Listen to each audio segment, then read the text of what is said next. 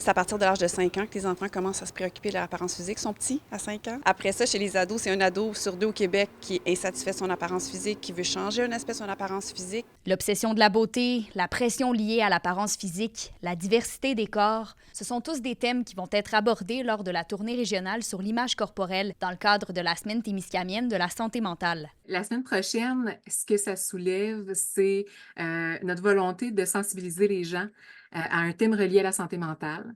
Donc, on ne parle pas ici de maladie mentale, de troubles de santé mentale, on parle de la bonne santé mentale, de promouvoir des thèmes en lien avec la santé mentale. J'essaie de déboulonner dans les conférences toutes les fausses croyances, les préjugés, la pression de société qu'on a qui nous crée ce malaise-là, puis évidemment de donner des outils, d'aider les gens à trouver des moyens pour se sentir mieux, puis se sentir plus en pleine possession de leurs moyens par rapport à leur corps.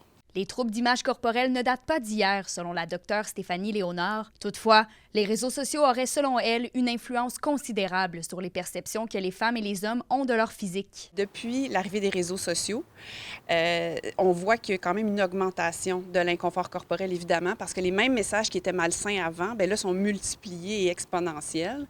Mais je pense qu'on en parle plus, mais c'était définitivement là avant.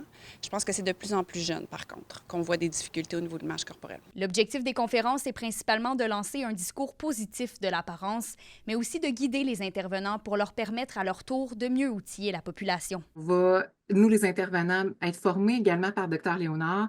Donc, on va s'outiller, avoir peut-être de meilleures stratégies pour intervenir auprès de notre population qui, je crois, a grandement besoin de support à ce niveau-là.